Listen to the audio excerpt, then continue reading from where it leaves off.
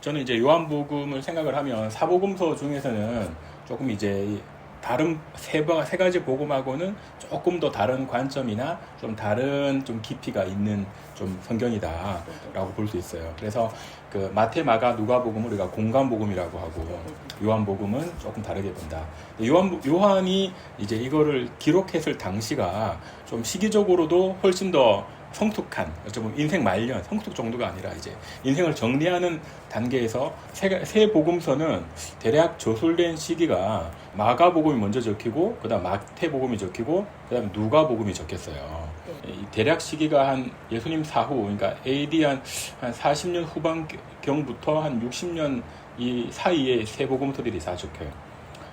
그러니까 제자들이 이제 어느 정도 한 50대가 넘어간 시점에서 그때도 핍박이 좀 많이 있었어요. 40년부터 한 60년 사이가 핍박이 좀 많이 있었고, 그 다음에 AD 70년이 상징이에요. AD 70년. AD 70년이 이제 왜 상징적이냐면 그때 유대가 멸망을 당해. 이스라엘 나라가 멸망을 당해. 이스라엘 나라가 멸망당하기 전에 제자들이 사실은 거의 다 순교를 다 당해요. 순교를 당하고, 이스라엘은 AD 70년에 로마 이제 티투스 장군이 이제 와가지고 이스라엘을 포위를 하고 나라가 사실은 멸망을 당하는 거지. 그러니까 로마군에 의해서, 왜냐면 로마한테 반란을 일으켰거든. 마사다 항쟁까지, 마사다라고 하는 게 되게 유명한 이제 항쟁, 이스라엘 역사에서 항쟁 전투예요. 우리나라로 치면은 그 몽골에 저항해가지고 이제 그 어디냐 이게 강화도로까지 이렇게 막 피신해가지고 막 항쟁하고 그런 것처럼 마사다가 사해 옆에 있는 아주 천혜의 요새 같은 이제 여기 끝까지 항쟁을 벌였던 역사가 있어요. 아무튼 그러면서 이스라엘은 결국에 멸망을 당해요. 그리고 디아스포라 이제 주변 각지로 다 퍼진단 말이에요. 교회도 퍼지고 믿는 자들도 퍼지고, 물론 이제 안 믿는 자들은 끌려가고 이제 뭐 로마로 끌려가고 노예가 되고 막 이렇게 이스라엘에 사는데, 그러니까 이제 좀 구심점이 없잖아요. 그 전에는 예루살렘 교회가 있고, 또 좀 위쪽에 올라가면은 또 그 뭐 저기 구심점 교회들이 있는데, 이게 이제 일단 예루살렘 교회는 이제 없어져 버렸어. 그러니까 소식을 이렇게 어떤 전할 수 있는 그런 게 집중되어 있는 그런 창구가 없는 거예요. 이제 다 퍼져 있고, 거기다가 1세대 제자들은 다 순교를 당한 거거든. 네.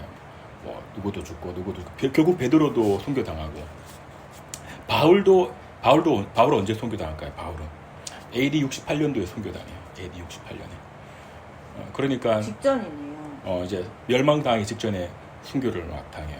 그러기 순교당하기 전에 이제 사도 바울이 이제 서신서들을 또 많이 적어요. 그게 이제 바울의 서신서들이 유명하죠. 그러니까 신약에서는 큰 그 틀에서 어떤 그 이 흐름이 사복음서가 일단 먼저 있잖아요. 마태, 마가, 누가, 요한복음. 그리고 사도행전이 있어요. 사도행전은 교회의 출발이죠. 교회 출발. 그러니까 예수님의 부활 승천 이후에 이 시간적인 연대적인 흐름 자체가 예수님의 부활 승천 이후에 교회가 마가의 다락방에서 출발을 한단 말이에요. 그렇잖아? 그 마가의 다락방에서 120문도가 기도를 하고, 그 120문도는 남자의 수니까 여자 수까지 포함하면 훨씬 더 많겠죠. 마가 다락방 굉장히 컸고, 그래서 이제 거기에 대해서 그 성령을 받고, 거기서 권능을 받고, 이제 거기서 이제 전파하는 복음이 시작된 거예요. 그 전에는 제자들이 무서워가지고 전파를 못했지.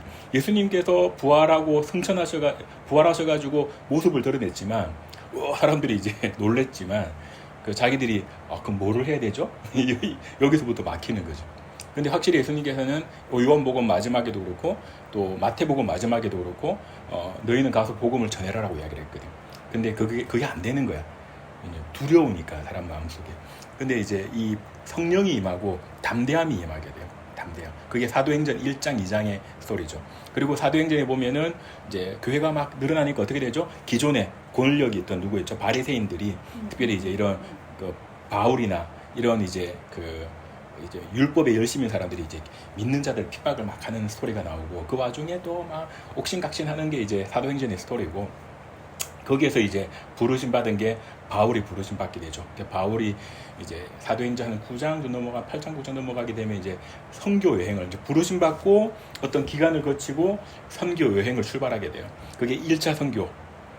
처음에 그 바울하고 바나바, 또 이제 2차 선교 여행, 3차 선교 여행, 4차 선교 여행 이게 쭉 다니면서 유대와 이 터키 지방과 마케도니아와 그리스 아가야와 또 옆에 넘어가면은 이탈리아 넘어가면 스페인까지 이제 복음이 전파되게 되는 거예요. 이게 이제 신약의 전체 흐름, 전체 내용이죠. 그 와중에 사도 바울을 중심으로 결국에는 이 복음이 전달되게 되는데, 그래서 사도 바울이 적은 서신들이 이제 대부분 사실 차지해요. 뒤에 보면 로마서 대표적인 거, 뭐 갈라디아서, 고린도 전후서, 디모데 전후서, 데살로니가 전후서, 사실 신약의 한 뭐 반 정도는 좀 사도 바울이 적은 거죠. 그리고 이제 오늘 주인공인 요한 복음서를 인생 말년에 적고, 또 요한 1, 2, 3서, 또 요한 계시록까지. 그러니까 요한은 굉장히 중요한 인물이죠. 신약의 제자의 삶을 살다가 예수님 제자들이 다 죽는 걸 자기가 다 보게 돼. 그리고 혼자 살아남은 끝까지 한 90세, 한 100세까지 살았다는 이야기를 해요. 살면서 그 자기의 죽음 직전에 뭘 보게 되냐면 그 밤모섬에서 이제 돌 캐고 이거 그 90세 할아버지가 돌 인다고 생각해 보세요. 그러고 있는데 이제 영광 중에 이제 예수님 만나게 되고, 거기서 예수님께서 이제 훗날에 되어질 일들을 이제 보여주시는 거죠. 그게 요한 계시록. 그 요한 계시록을 시작인 복음서의 시작인 요한 복음과 또 이 서신서의 마지막인 요한 계시록, 신약의 첫과 끝을 장식하는 게 사실은 요한의 사역이었어요. 요한 복음의 사역이었어요. 그래서 우리 인생이라고 하는 게 그 인생 초반에 꼽히는 사람도 있어요. 근데 이제 요한은 내가 보기에는 뭐 이 관점에서 보기에는 인생 말년에 좀 쓰임받는 분이에요. 누군 그럴 수 있잖아. 80이 넘었어. 그러면 이제 인생 뭐 의미가 없는 거야. 내 인생 다 살았다. 우리 아버지도 80세가 넘으셨지만 인생의 어떤 큰 목적을 못 보는 거예요. 근데 내가 가끔 그런 생각도 들어. 아버지가 가령 84세신데 가령 110세까지 살아. 예를 들어서. 그럼 아직 한 20년이 더 남은 거잖아, 이게. 사람 인생은 모르는 거니까. 물론 10년 더 사실 수도 있고. 근데 1년을 더 산다고 하더라도 그 1년을 정말 값어치 있게 살 수만 있으면 가장 빛나게 살 수도 있는 거예요. 내가 이전 인생, 80년 인생을 그죠. 그냥 뭐랄까 평범한 인생을 살다가 84세에 뭔가 깨달았어. 그래서 내가 이 나이에 뭘 할 수가 있어가 아니라 그때 다시 빛을 볼 수가 있는 거예요. 그러니까 나는 약간 요한을 생각할 때 요한의 그 중간 모습은 잘 안 그려져 있어요. 인생 초반기에 제자로서 젊을 때 요한이 몇 살에 부르심 받게 되냐면 대장 추정할 때 10대 후반에 부르심 받았다고 보고 있어요. 그러니까 12제자가 있잖아. 12제자 중에 가장 어린 제자였어요, 요한은. 대략 그 베드로가 한 30대로 보고 있고 초반으로 보고 있고, 그 요한은 되게 어린 나이에 이제 아주 이제 발랄한 그런 나이에 하여튼. 근데 이스라엘은 13세 넘어가면은 이제 성인으로 사실은 또 인정해줘요. 아무튼 그런 요한이 인생 중반기에 이제 그 스토리는 사실 잘 안 드러나진 않고 인생 끝자락에 90세가 넘어가지고 예수님 다시 만나는 거예요. 그 이전에는 기록이 없어요. 그러니까 요한 복음, 요한 1, 2, 3서, 요한 계시록 전부 다 90세 이후에 적었어요.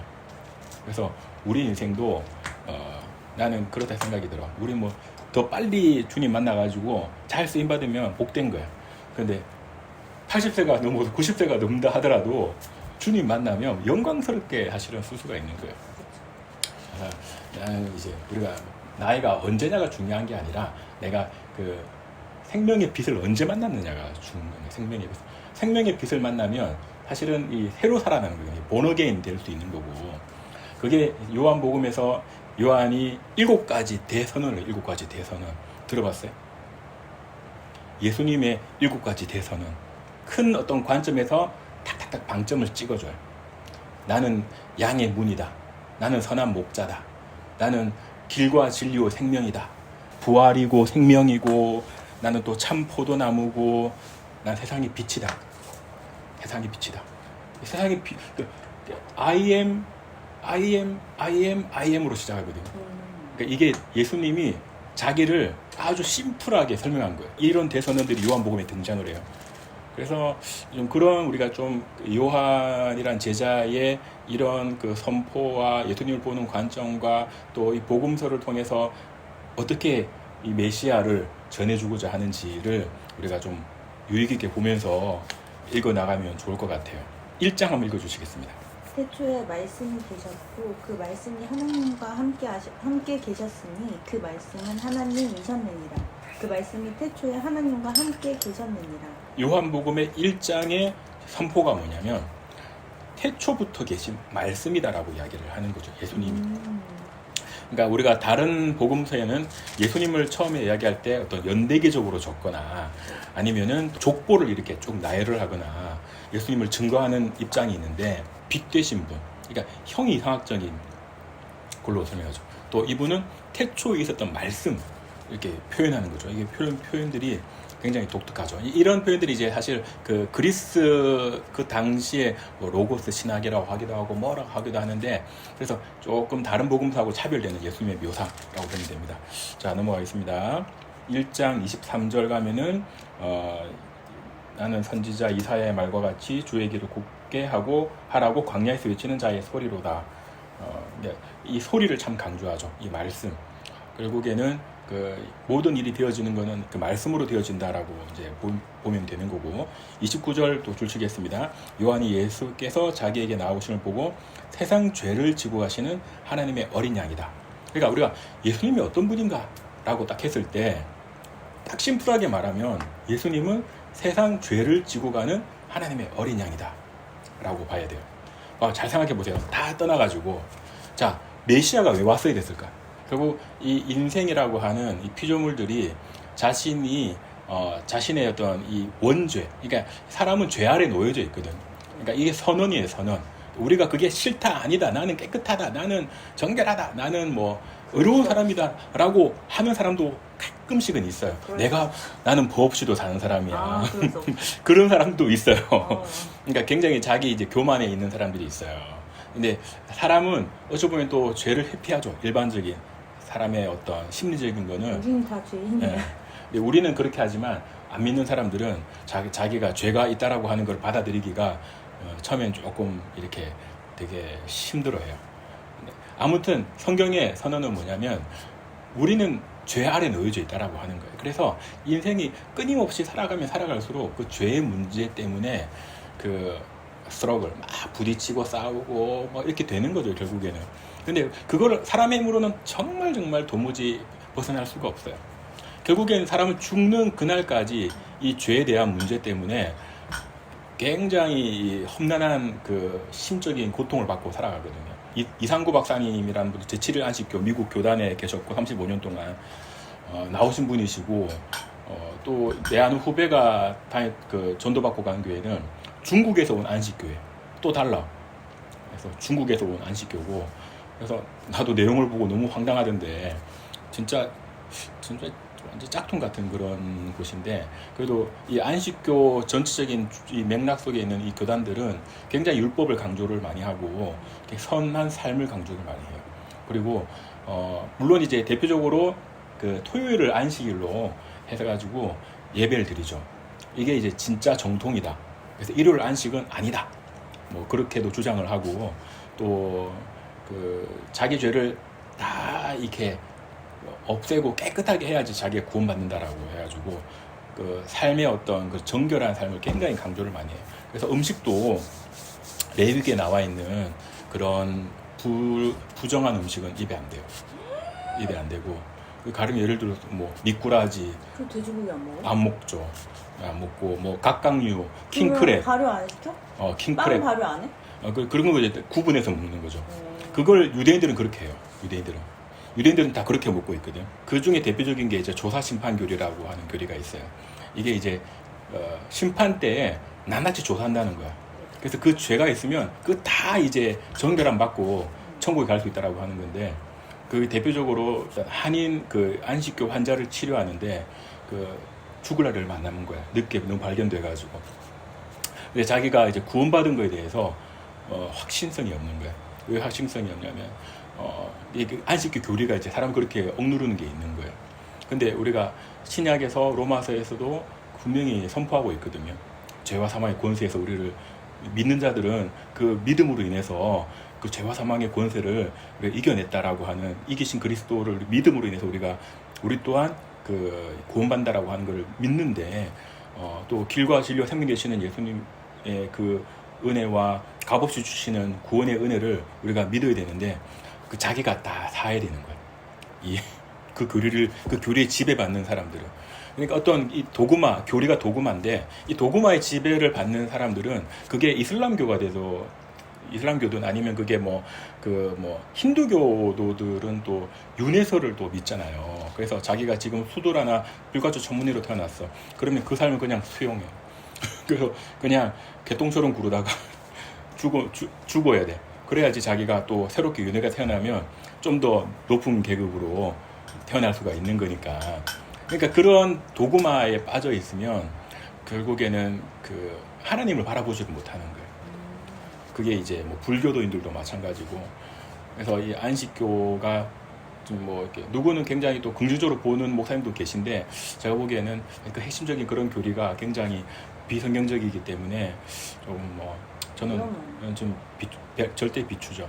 그래서 나는 후배한테도 좀 설명을 해주고 그러고 있는데 이 친구가 하는 말은 그래. 그 똑같은 이상호 박사님 똑같은 말이야. 일반 교인들, 교회 다니는 사람들보다 안식교인들이 훨씬 더 착해요. 엄청 착하대 그냥 그 친구의 삶을 보면 그 지인의 삶을 보면 교회 다니고 싶다고 할 정도로 그런 거예요. 그러니까 이 개신교 이게 좀 보면 설득력이 없는 거죠.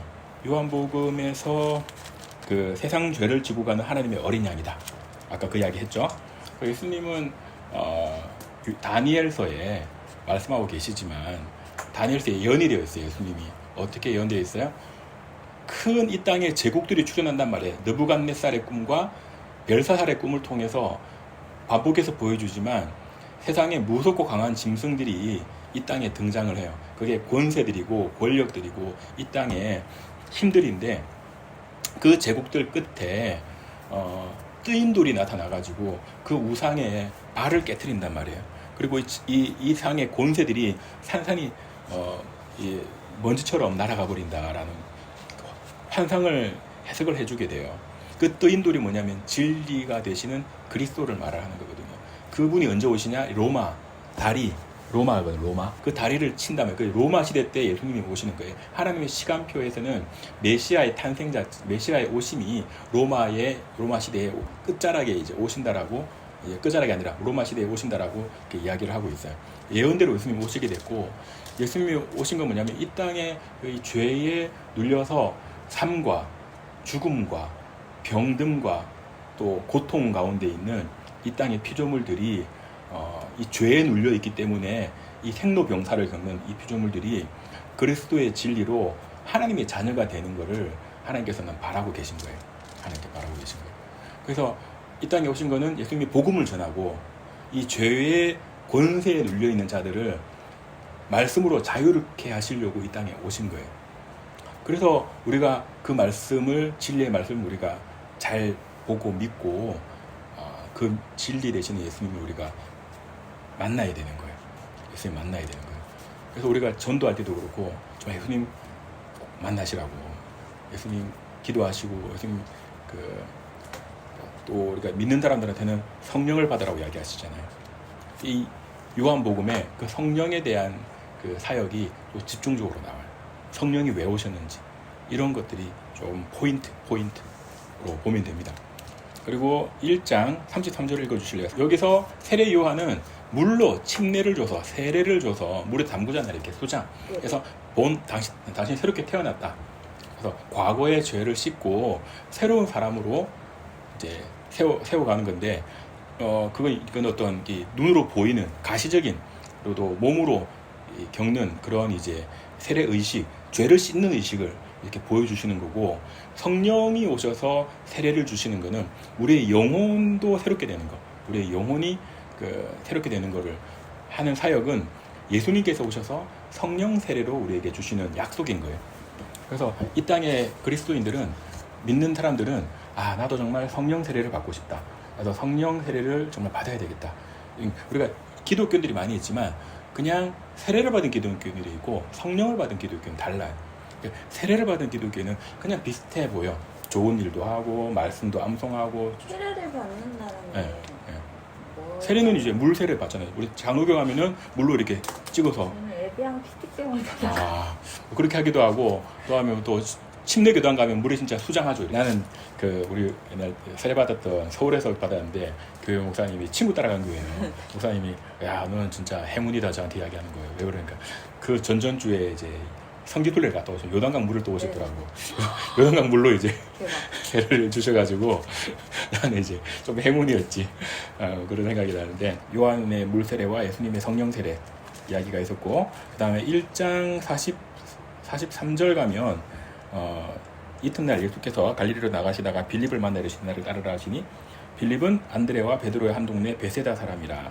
그러니까 이제 이 이스라엘 북쪽이죠. 그러니까 갈릴리 주변의 사람인 거죠.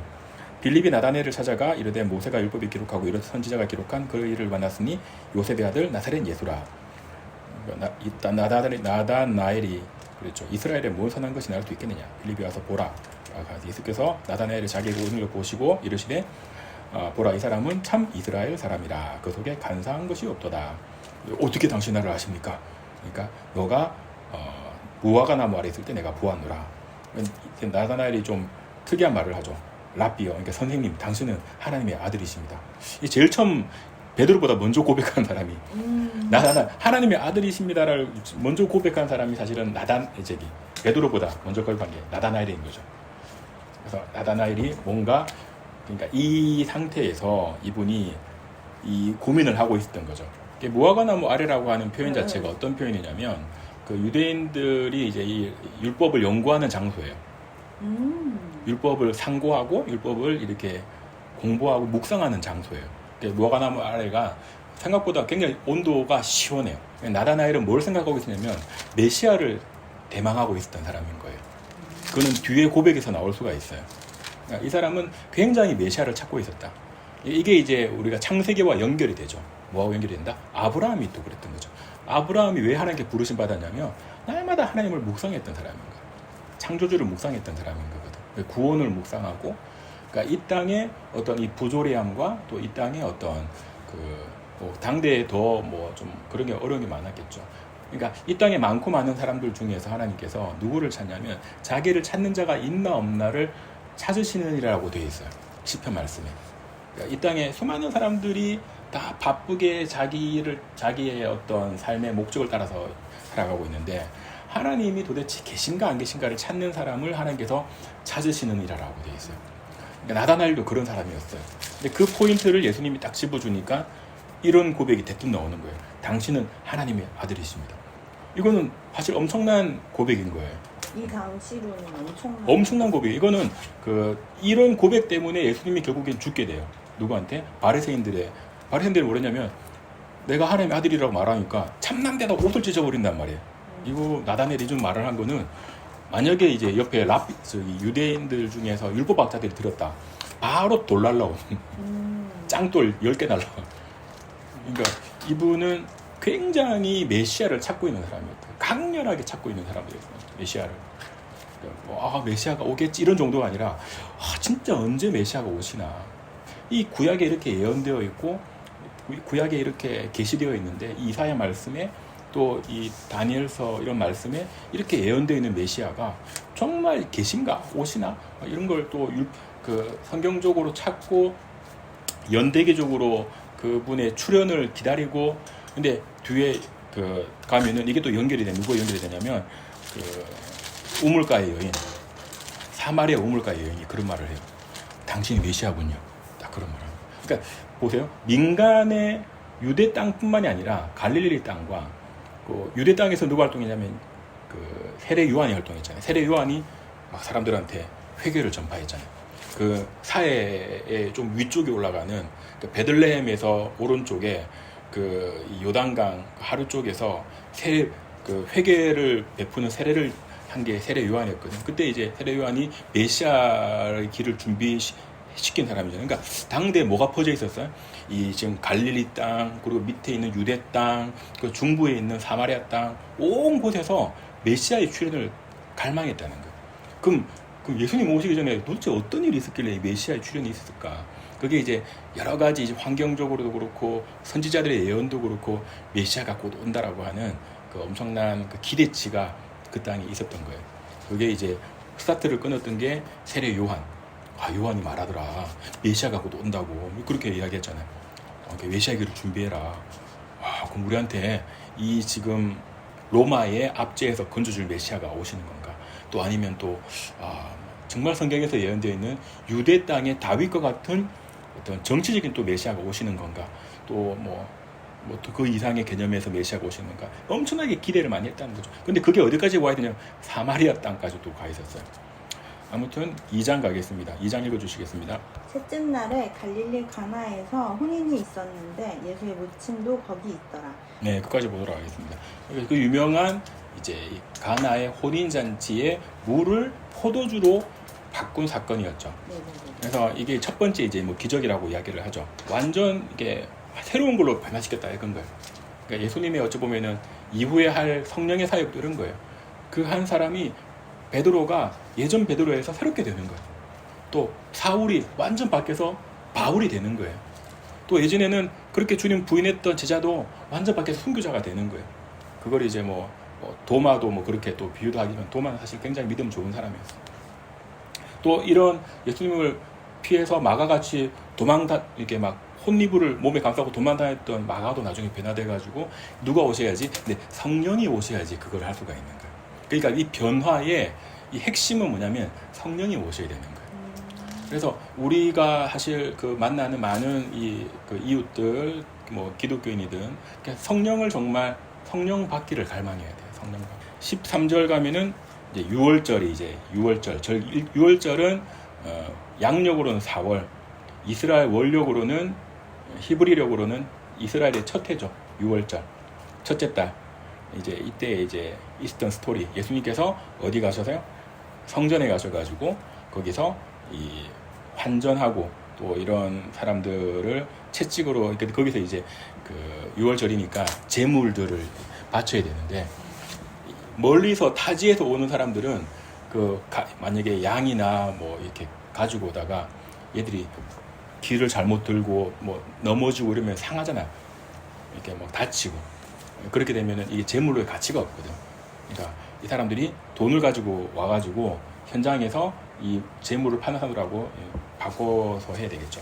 이런 사람들을 다 쫓아내셨다는 이야기예요. 다 쫓아내시고. 그러니까 그 당대의 제사 계속해서 구약부터 이스라엘은 뭐가 흘러왔어요? 이 제사라고 하는 형식을 통해서 자기 죄를 씻는 거죠. 이거 이제 그건 끝났다라고 하는 것도 보여주는 거죠. 그리스도의 어린 양의 대속의 은혜로 우리가 하나님께로 직접 나아갈 수 있다라고 이제 보는 거예요. 그러니까 기독교는 어떤 거냐면 우리와 하나님과 1대1의 관계예요. 1대1의 관계. 중간에 이게 끼면 안 돼. 중간에. 유대에는 뭐가 끼어 있어요? 하나님과 백성 사이에 뭐가 끼어 있죠? 제사장이 끼어 있는 거예요. 제사장. 캐톨릭도 하나님과 사람 사이에 뭐가 끼어 있어요? 신부? 교황과 이제 신부 사제들이 끼어 있어요. 이 사람들이 뭘 해줘요? 고해성사를 받아주고 3장으로 가겠습니다.